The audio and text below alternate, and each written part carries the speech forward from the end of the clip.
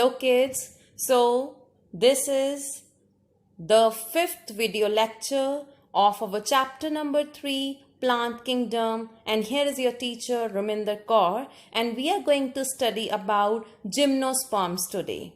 So as in the previous lectures, we have studied 3 divisions of kingdom Plantae such as Thallophyta, Bryophyta and Pteridophyta. So with that, you must have come to understand various kinds of reproductive processes among them. Now, these gymnosperms, they are more complex than the previous categories because they consist of seeds which were totally absent in the previous divisions. Now, this has been done in the lower classes as well, that gymno means naked and sperms are usually said as seeds. So they have seeds but they lack fruit. If you eat watermelon, apple or any other fruit, you are mostly finding out the seeds present inside the fruit. Means they are enclosed by the matured ovary of the fruit. So seeds are the matured ovules and fruit is the matured ovary. But in this case of gymnosperms, these ovules means seeds are not covered by any of the fruit part. If you see the diagram on the left hand side, these big structures, massive structures, seems like flowers, but they are actually seeds. So they are called as naked seeds. Now, the seeds that developed, they do not have any covering around them. Gymnosperms, they can easily be grown in the gardens, in the parks, because they are even ornamental, they are giving a good shade. They can vary from medium size to tall trees and even shrubs are there. One of the gymnosperms known as sequoia, that is a very giant redwood tree, one of the tallest tree species. So this is an economic importance. Roots found in them, because they are true roots, they are tap roots. Earlier also I have talked about 2 kinds of root systems, tap root and fibrous root system. And sometimes gymnosperms roots, they are present in the association with some kind of fungus. And this kind of association is known as mycorrhiza. For example, in pinus. So pinus is very important example of gymnosperm. Second important example is cycas. So they have special roots. They are called as coralloid roots which can easily fix nitrogen. You all know the abundant gas in the atmosphere is nitrogen, but the plants are not able to have a direct access of that nitrogen. So who will convert that nitrogen in absorbable form?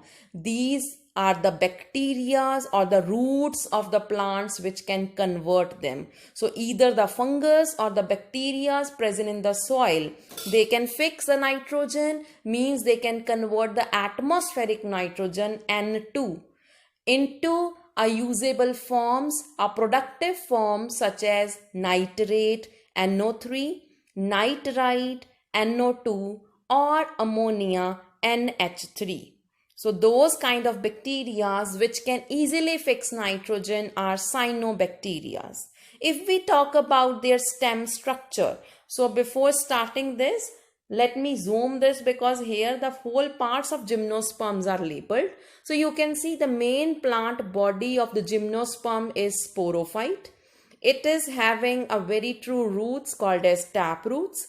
Then a thick stem is there that can be either branched or unbranched, and then their leaves are present in them on the branches. Now you can see 2 cone-like structures are present. One is the male sex organ and other is the female sex organ. Here we call them as cones. In case of female cone, we call it as ovulate cone. In case of male cone, we call them as pollen cone. In gymnosperms, we will not talk about any antheridium or any archegonium. Now we can term them as pollen grains, ovules, eggs, etc. Right? So in case of ovulate cone, the sporangium which is present is called as megasporangium. Why so? Because female gametes are mostly larger in size. That's why the term mega is used. And in case of male gametes, they are smaller in size. So the term used is microsporangium. Sporophyll consists of microsporangium, right? And the sporophyll in the ovulate cone consists of megasporangium. So megasporangium will produce egg and microsporangium will produce pollen grains, which will finally fertilize and zygote will form. So these kind of gymnosperms, and in case of cycas, pinnate leaves are persisting. Pinnate leaves are called where so many bundle of leaves are originating from one point, right? So they are well adapted to withstand extreme temperature. So we cannot say that they are growing only in the dampy soil or in the marshy soil. They can grow anywhere. Even the humidity range is varied. Then the needle-like leaves in the conifers reduce the surface area. If we talk about desert plants, in the lower classes you have studied that leaves are either absent or they are needle-shaped. Why so? Because transpiration is the process that takes place through the leaves. So if leaves will be massive or in bulky shape, then what will happen? More water loss can occur and dehydration can take place in the plants. So if the leaf size gets reduced, then very less water loss will be there. So we can call it as adaptive feature in these plants. Now if we talk about the kind of spores which are present in gymnosperm, so they are not of same size. They are of different size. One which are small are called as microspores and one which are big are called as megaspores. So where are they produced? They are produced inside the sporangia, as we have already talked about. Where are sporangia present? They are present on the sporophyll. So sporophylls, these are the cones or the strobilus which are present on the plants. One which consists of male sporophyll, that is called as microsporophyll, and other one which is called as female, that is called as megasporophyll. So similarly, microsporophyll contain microsporangia and they are present on male strobilus. Microspores, they will give rise to pollen grains, and megasporangia will give rise to female strobilus and they will produce ovule or egg in them. So when they are going to mature, they will ultimately unite, right? So in case of formation or development of these megasporangium, that is taking place when the megaspore mother cells. So who are the mother cells who can generate anything? The megaspores are produced from megaspore mother cell. 4 megaspore mother cells are produced, but we know that egg is always 1, right? So 3 will degenerate and only 1 will give rise to mature egg. So these female sex organs can also be called as archegonium, as we have already talked about in previous divisions, but you can even call them as megasporangium. So unlike bryophytes and pteridophytes, in case of gymnosperms, gametophytes are always present on the sporophytic body. They never detach. Like in previous bryophytes case in mosses, we call them as protonema stage. Then there was leafy stage. And even in the case of pteridophytes, we call the gametophyte stage as prothallus, which can grow as separate entity, but so they remain within the sporangia on the sporophyte body only. So pollen grains, they can easily be reached with the help of air current. Air current means when wind will get blown according to the direction of the air, these pollen grains, they can move from one place to another. Once they reach the megasporophylls, those pollen tubes will carry the pollen grains, means male gametes, and they will reach towards the archegonia. So once they reach towards the egg, what will happen? Fertilization. And what will be the outcome? Zygote. Zygote will grow into embryo and ovules will turn into seeds. And because ovary is not converting into the fruit, so we are not talking about any ovary. Now coming to the next and the last division of the kingdom Plantae, very important, and we all are familiar with these flowering plants called as Angiosperms. So here we have to talk about pollen grains and ovules, and they are not developing into any sporophylls, microsporangia or megasporangia. Here very simple terms are used called as flowers, because here in case of angiosperms, seeds are not naked. They are covered inside the fruit, and the flower is going to convert into a fruit. The trees of the angiosperms, they range from the smallest Wolffia to the tallest trees of eucalyptus. Eucalyptus is safeda. You must have seen along the roadsides, so many eucalyptus are grown. So it can grow up to tallness of 100 meters. There are so many economical uses of these plants in angiosperm category. We are simply getting food, not only fruits, vegetables, spices, medicines, fodder, fuel, and many other commercially important products. What are the divisions of the angiosperms? In class 10th as well, you have studied reproduction in plants, and there was a topic of monocots and dicots. So monocots and dicots, they differ from each other depending upon the type of seeds, type of roots, type of vascular bundles, type of venation in the leaves, and the kind of flowers. If I give you an example of a few seeds and you have to differentiate among them, that which is the monocot and which is the dicot. Okay, so first is maize, makki. Second is wheat. Third is beans. Fourth is black gram. If I ask you to differentiate out of these four different kind of seeds, right? Then which two you will keep under monocot and which two you will keep under dicot? Yes, we cannot break easily maize and wheat into two parts, but easily the beans and the black grams, they can be the seeds of these two. They can be easily divided into two parts. Means those two parts are cotyledons.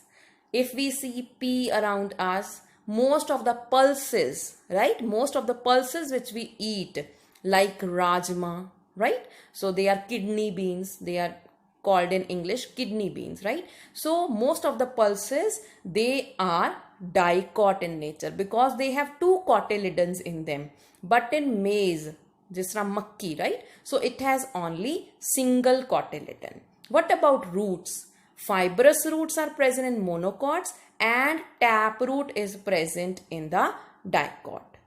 Then coming to vascular bundles. What are the vascular bundles? Xylem and phloem, which helps in transportation of water and food respectively.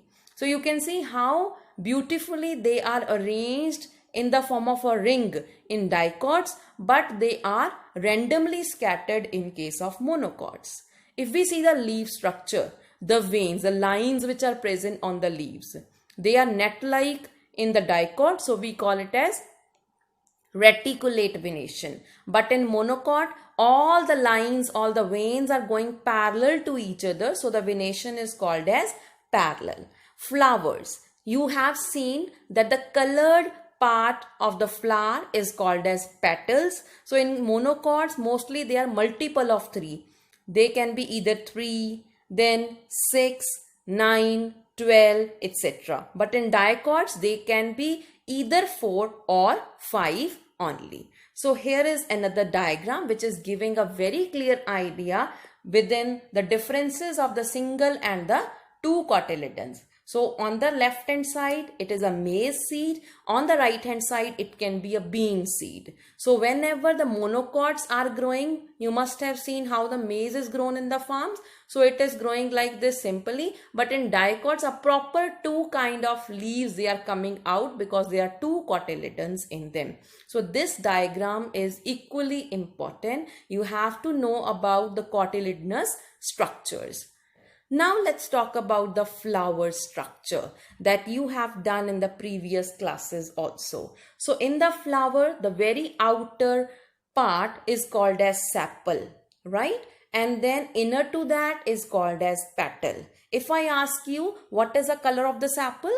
Mostly green in color. But petals, they are beautifully colored. They can range from one color to the brightly colored because they have to attract the insects and they are full of fragrance in them so that the bees, butterflies, they can visit them and help in pollination.